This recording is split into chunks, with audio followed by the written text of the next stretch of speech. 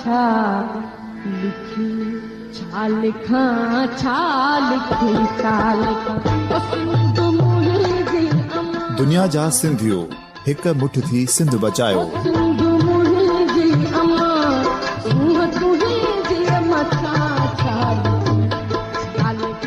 सिंध जो क़ौमी आवाज़ radio voice of Sindh London.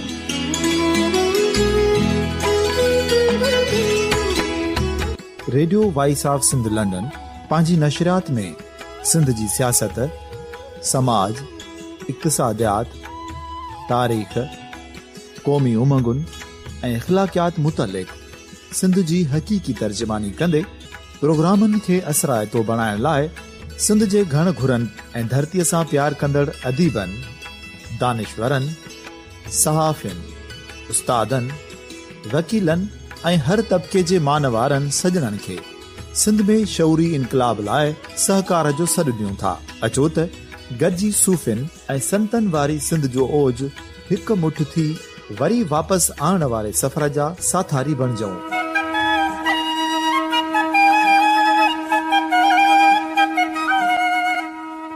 हिकु नए सुबुह जी शुरूआत जो पड़ाॾो घर घर, ॻोठ ॻोठ ऐं शहर शहर ताईं पहुचायो। शाल सिंध आबाद ऐं ख़ुशहाल थिए, सिंधी माण्हू सुखियो ऐं सताबो थिए।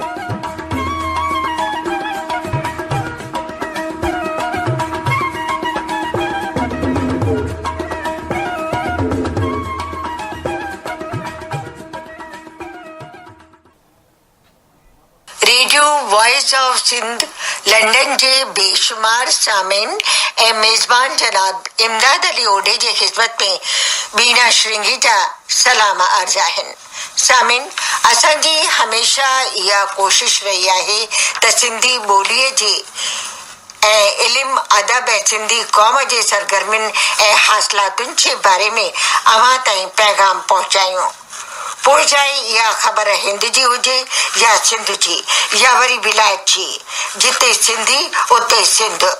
भारत जे मुख़्तलिफ़ अख़बारुनि में सिंधी नौजवान कैप्टन संदीप मनसुखाणीअ जे माउंट एवरेस्ट जे चोटीअ ते कामयाबी सां पहुचण, उते भारत जो तिरंगो ऐं सिंधियुनि जे इष्ट देव झूलेलाल लाल साईंअ जो परचम लहराए न सिर्फ़ हिंद वासियुनि जो पर सभिनी सिंधियुनि जो ॻाट ऊचो कयो आहे। ही पहिरियों सिंधी नौजवान आहे जेको कामयाबीअ सां मुश्किल सफ़र तय कंदे पंहिंजी मंज़िल माणे 21 मई 2018 जे सुबुह जो माउंट एवरेस्ट जे चोटीअ ते कामयाबी सां पहुतो। कमर्शियल पायलट तौर पंहिंजी नौकरी जी शुरूआत कयईं। ही नौजवान जॾहिं दिल्ली हवाई अॾे ते पहुतो त संदसि वॾे जोशो ख़रोश सां मरहबा कई वई। जिते सिंधी उते सिंध। संदसि रिहाइशगाह आहे उते पटेल नगर सिंधी पंचायत संदसि मान में आशियानो रखियो। कैप्टन संदीप मनसुखाणी खे radio voice of Sindh London तरफ़ां मुबारकूं असीं पेश करे रहिया आहियूं इन हासिलात ते। सॼी दुनिया जे सिंधियुनि ताईं ऐं हुन जो कामयाबी जो पैगाम बि असीं पहुचाए रहिया आहियूं। असांजी हीअ निमाणी कोशिश अव्हां जे आॾो आहे। संदसि पिता दादा लक्ष्मण चेडाराम सॼी दुनिया में प्यार, मुहबत ऐं गुरुजन जे वाणीअ जो पैगाम कुंड कुड़च में पहुचाईंदा रहिया आहिनि।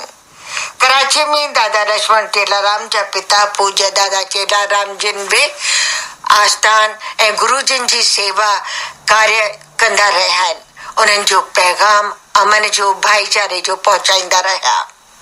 त पहिरीं असां संदसि पिता जी जेका इंटरव्यू कई ऐं जेके उन्हनि तासरात ॾिना से अव्हां जी ख़िदमत में पेश करणु चाहींदासीं। हिन वक़्तु असीं दादा लक्ष्मण चेलाराम जे रिहाइशगाह ते आहियूं। जीअं मूं सामीन खे शुरू में ॿुधायो त अॼु जे हिन प्रोग्राम तहत असां हिकु ख़ासि शख़्सियत सां मुलाक़ात कराईंदासीं जंहिं तमामु मुश्किल हालतुनि में संदीप मनसुखाणी हिमालय जे चोटी ते पहुता ऐं इहा फ़ख़्र जहिड़ी ॻाल्हि आहे जिते लाल साईं झूलेलाल ऐं भारत जो तिरंगो उन्हनि लहरायो। मां दादा लक्ष्मण दास चेलाराम उन्हनि जा पिता आहिनि। ईअं त सॼी दुनिया जो उन्हनि सफ़र कयो आहे, पर ही जेको सोनू सफ़र कयो आहे उन जे बारे में तव्हांजा तासरात ॼाणणु चाहींदसि त तव्हां कीअं महसूसु करे रहियो आहे हिकु पिता जे हैसियत में, ऐं तव्हांजे मन में कहिड़ा ख़दशा हुआ त एॾी ॾुखी चढ़ाई ते वञी रहिया आहिनि, त कीअं पिया महसूसु कयो इन अरसे दौरान? असांखे विश्वास शुरू खां वठी पंहिंजे सतगुरु बाबा नानक में रहियो आहे। सिंध खां वठी असीं गुरु नानक साहिब जिन जा आशिक़ आहियूं। सिंध भूमि उहा ई संतनि जी भूमि रही आहे। वॾा वॾा दरवेश महापुरुष संत उन भूमि खे पावन पवित्र कयो। गुरु नानक साहिब जिन पिण जॾहिं मके मदीना पे विया त पंजाब मां मुल्तान सिंध थी पोइ हू विदेश में विया हुआ। सिंध जी इहा फ़ख़ुर वारी ॻाल्हि आहे।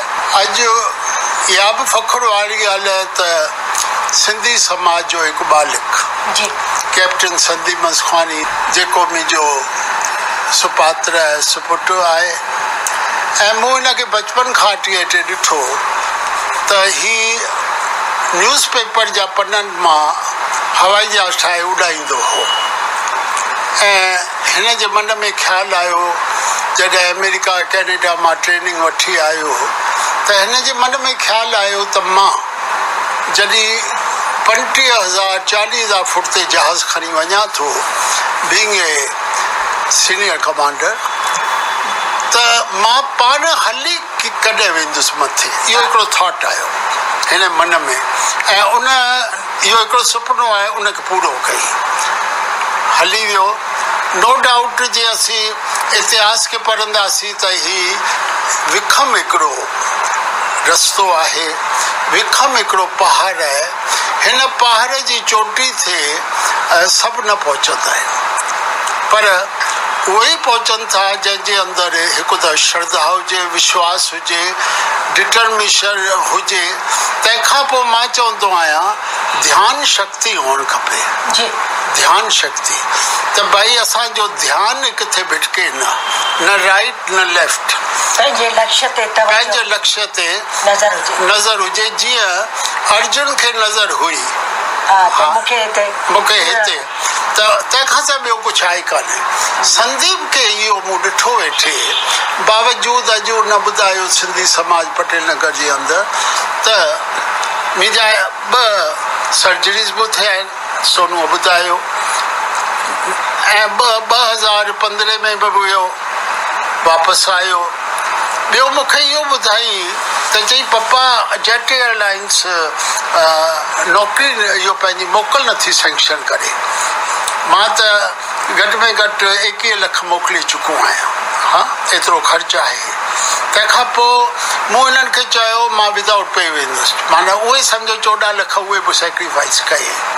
पर हिकिड़ो मक़सदु हो, निशानो हो, हिकु शाइनिंग स्टार हिन वेठे ॾिठो जेको माउंट एवरेस्ट हो। ऐं वॾी ॻाल्हि छा आहे, झूलेलाल पंहिंजे साईंअ जो हिकिड़ो फ्लैग खणी वञे, हिकिड़ो फोटो खणी वञे, हा, गॾोगॾु भारत जो ट्राई कलर तिरंगो बि खणी वञे। तंहिंखां पोइ जिते ही कमु करे थो, जंहिं हिननि खे मोकल नथे ॾिनी उनजो बि जेट जो बि झंडो खई। इन मां लॻे थो हिन जो पॉज़िटिव सोच आहे। ऐं मालिक कृपा कई, मथे ही 21 तारीख़ सुबुह जो 7:57 ही चोटीअ ते पहुतो आहे। इहे सभु झंडा हिन उते झुलाया आहिनि, अखियुनि मां पाणी निकितसि। ऐं पर विश्वास मूंखे पंहिंजे मालिक में ख़ूब आहे त मालिक वापसि घर में ज़रूरु ईंदो। ऐं मंदरनि में गिंड लॻल हूंदा आहिनि, ठीकु आहे। गिंड इन करे लॻल आहिनि त भई हे प्रभु मां प्रवेश कयां थो, तो वटि आयो आहियां, बेल ॿुधाए गिंड वॼाए अचे थो भई मुंहिंजी हाज़िरी हणिजे, मां आयो आहियां। मूं बि पंहिंजे घर में ॾाकुनि ते गिंडो हयो आहे। जॾहिं असीं वेंदा आहियूं त गिंड वॼाए वेंदा आहियूं त भई पुठियां संभाल कजे घर जी ॿारनि में। गुरु कृपा कई। अज वीना श्रृंगी जो मां आभार प्रकट तो कया हिन पहिरियों बि इंटरव्यू वरितो, पर अॼु बि मूंखे ख़ुशी पई थिए मुंहिंजे बालिक जी बि इंटरव्यू वठी। दादा तव्हांजी वॾी महिरबानी। मां कैप्टन संदीप जी बि इंटरव्यू वठंदसि ऐं ही जेको पैगाम आहे हिंद सिंध विलायत सभिनीनि ताईं पहुचाईंदसि। त तव्हांजी वॾी महिरबानी ऐं सदाई गॾु आहियूं। अवां दादा लक्ष्मण चेलाराम जा तासरात ॿुधी रहिया हुआ। दरवेशनि जे दुआ सां सिंधी नौजवान जी कामयाबी ते असांखे बि फ़खुर आहे। हिन सिलसिले खे अॻिते वधाइण खां पहिरीं धड़ीअ जे सचे पांधीड़े अमर शहीद भगत कंवरराम जे मधुर आवाज़ में अवां जे ख़िदमत में कलाम पेश करणु चाहींदसि।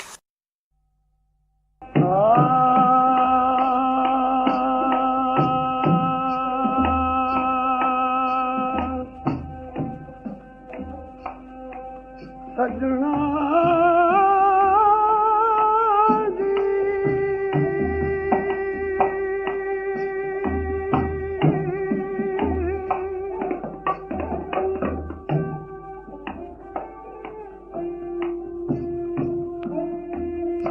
आए जदोई ताना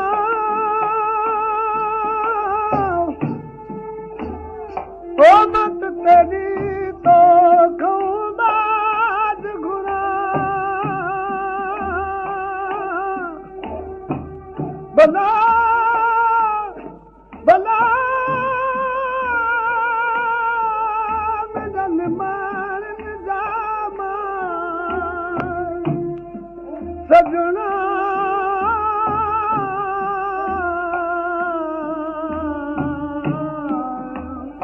हे हरी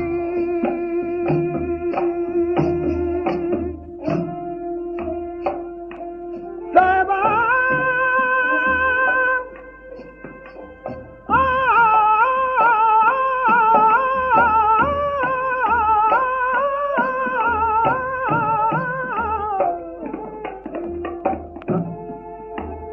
बेली बेली तू शना जीवे तू मेरे कर यार करम कर यार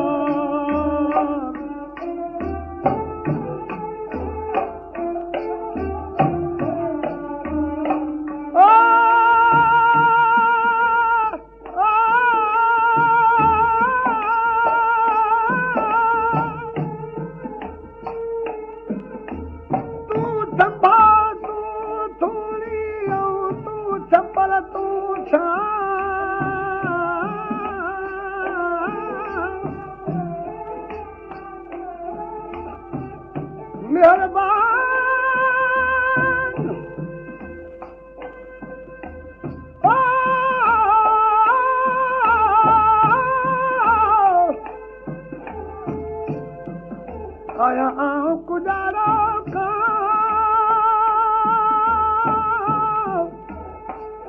ओ जो मालूम तो के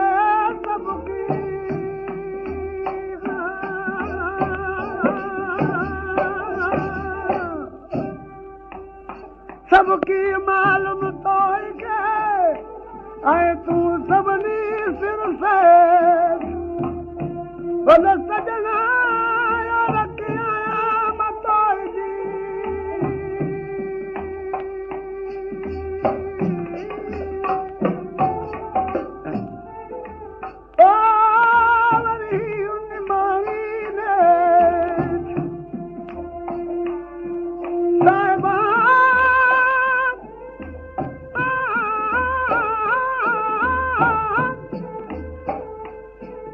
दावल पड़ती है कली ढक जाए आए बधुटी।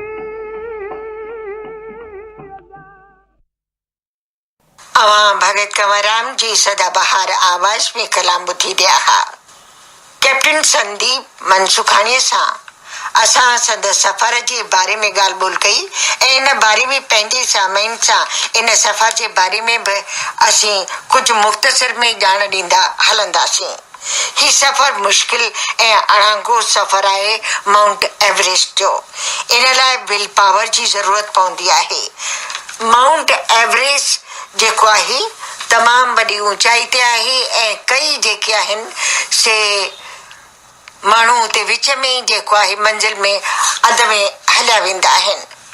ॾंगींदड़ बर्फ़ीलियूं हवाऊं, ऑक्सीजन जी कमी जंहिं लाइ ऑक्सीजन जे सिलेंडर जी ज़रूरत पवंदी आहे। कैप्टन संदीप 6 सिलेंडरनि जो इस्तेमालु कयो ऐं राति जो सुम्हण वक़्तु बि ऑक्सीजन जो साथ रहियो।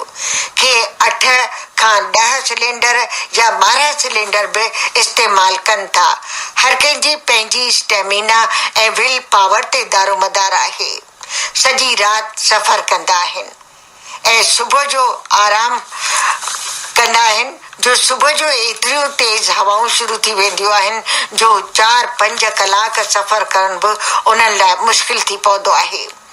पंहिंजे इस्तेमालु कयल सामान पाण सां रखंदा आहिनि ऐं बेस कैंप में वापसि खणी वेंदा आहिनि। उहो जेको किन किचिरो आहे उते न फिटी करणो हूंदो आहे, पाण सां गॾु वापसि बेस कैंप में हेठि आणणो पवंदो आहे।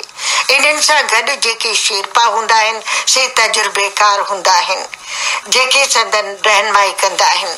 कड़ी ट्रेनिंग खां पोइ इन सफ़र जी शुरूआति थींदी आहे। हिन बैच में 14 नौजवान हुआ।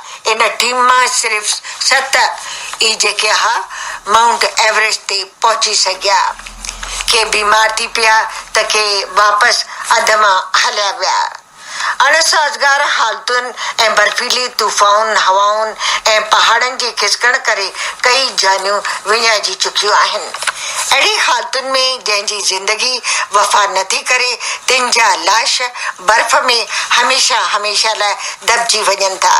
जॾहिं बर्फ़ पिघिरिजे थी त कॾहिं कंहिंजी बांह, कॾहिं कंहिंजी टंग या जिस्म जो को अंग नज़र ईंदो आहे ऐं उन्हनि खे नज़र अंदाज़ करे हर कोई पंहिंजी मंज़िल तरफ़ अॻिते विख वधाईंदो आहे ऐं हिमालय जे चोटी ते पंहिंजो परचम लहराइण लाइ जुस्तजू कंदो आहे।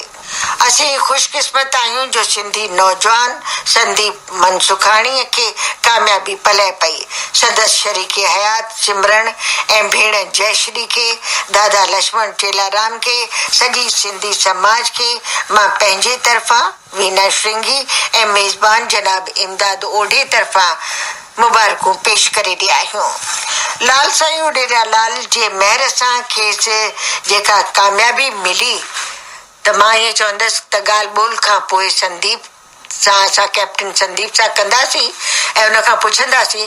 पछाड़ीअ में दादा राम पंजवाणी जो लाल साईं उडेरालाल जो हिकिड़ो भॼन बि असां पेश कंदासीं जंहिंजे महिर सां ही नौजवान वापसि सुख सां माउंट एवरेस्ट ते वञी करे वापसि वरियो आहे। ऐं हींअर जो त इन्हनि सां मुलाक़ात ॿुधूं। सावनि जीअं मां तव्हांजी मुलाक़ात दादा लक्ष्मण चेलाराम जिन सां कराई ऐं असां उन बाद जेको आहे कैप्टन संदीप मनसुखाणी सां गुफ़्तगू कंदासीं ऐं जॾहिं उहे पहुता त न सिर्फ़ु सिंधी समाज में पर भारत में ऐं दुनिया में जिते जिते बि इहो न्यूज़ आइटम वियो सभिनीनि खे ख़ुशी थी त captain Sandeep Mansukhani on the top of the world. Sandeep वाधायूं। मां वीना श्रृंगी पंहिंजे तरफ़ां हिंद सिंध विलायत में रहंदड़ सभिनीनि जे सिंधियुनि जे तरफ़ां तव्हांखे मुबारकूं ॾेई रही आहियां त तव्हांजे सफ़र जो अहवाल तव्हांजे ज़बानी थोरो ॿुधणु चाहींदासीं। मां तव्हां सां माउंट एवरेस्ट ते पहुचण जो ऐं उते भारत जो तिरंगो ऐं झूलेलाल जो झंडो लॻायो त मुझे बहुत ख़ुशी थी। This was a 2 months project and it all started on 3rd of April and I had tried to attempt Mount Everest in 2015 when there was this massive earthquake where more than 6,000 people died in Nepal, and then on the Everest about 18 people.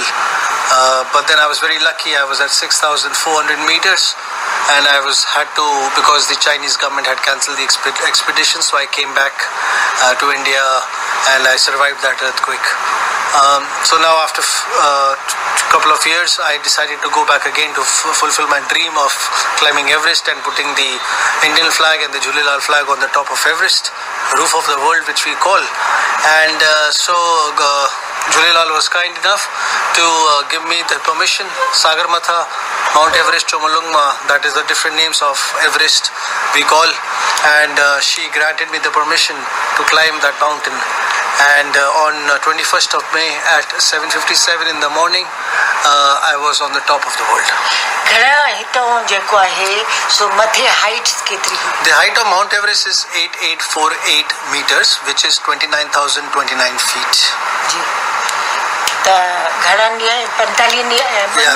This was close to 55 days for me, which started on 3rd of April. I left Delhi and I just arrived yesterday, which was 26th of.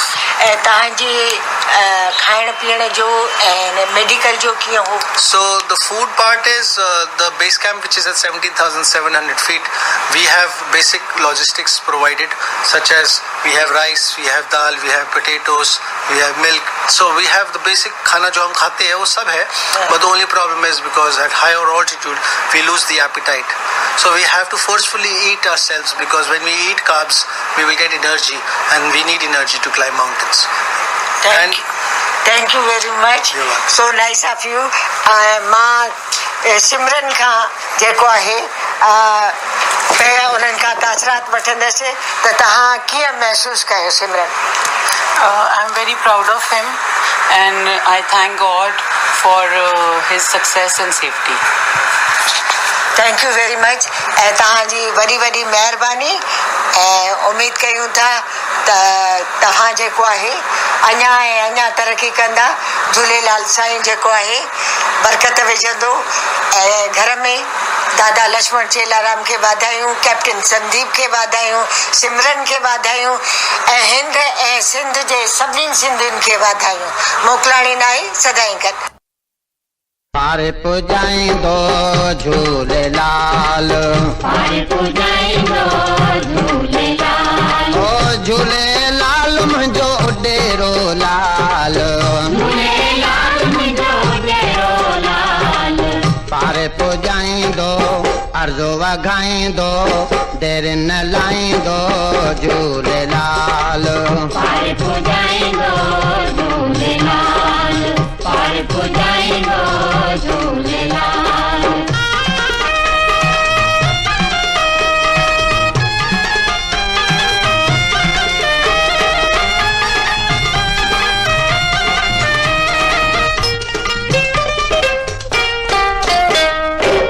औखी वेल साल आई, औखी वेल साल आई, सावल थींदो पाण सहाई, सावल थींदो पाण सहाई. भेणनि जो हमराहो असांजो रहबरो ऐं रखपाल, भेणनि जो हमराहो असांजो रहबरो ऐं रखपाल. छो त पारे पुॼाईंदो झूलेलाल, पारे पुॼाईंदो झूलेलाल.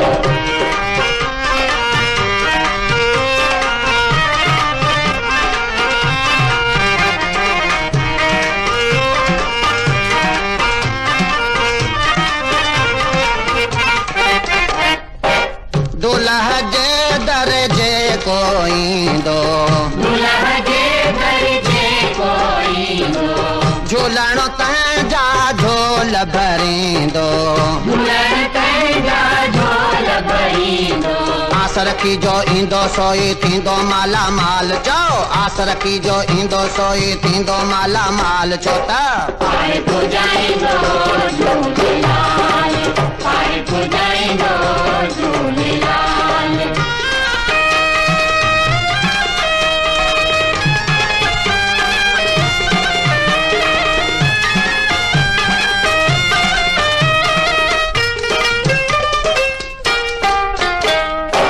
जोत जले जंहिंजी चौधारी, जोत जले जंहिंजी चौधारी, ओ दुख में ॾींदो सो दिलदारी, दुख में ॾींदो सो दिलदारी. जिंदल जहरिया महर मया जो मिलणो ना है मिसाल, जिंदल जहरिया महर मया जो मिलणो ना है मिसाल। छो त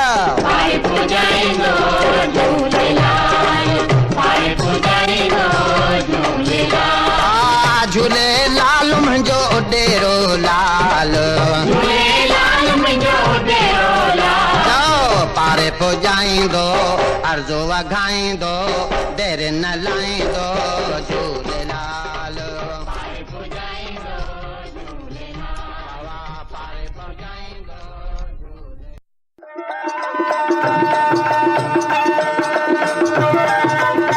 दुनिया जो पहिरियों Sindhi web radio radio voice of Sindh London पंहिंजी नशरियात में सिंधी कम्युनिटीअ जो क़ौमी, समाजी ऐं सक़ाफ़ती तर्जुमान जी हैसियत में कमु करे रहियो आहे।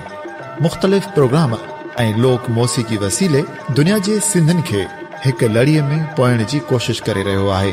Radio voice of Sindh London खे सिंधी वॾे अंग में ॿुधी रहिया आहिनि।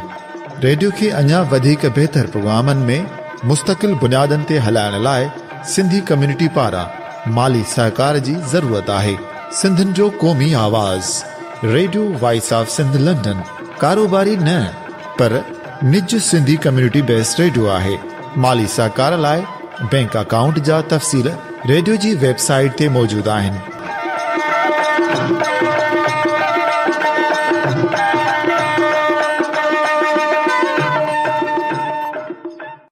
अवां जी समातुनि ताईं radio voice of Sindh London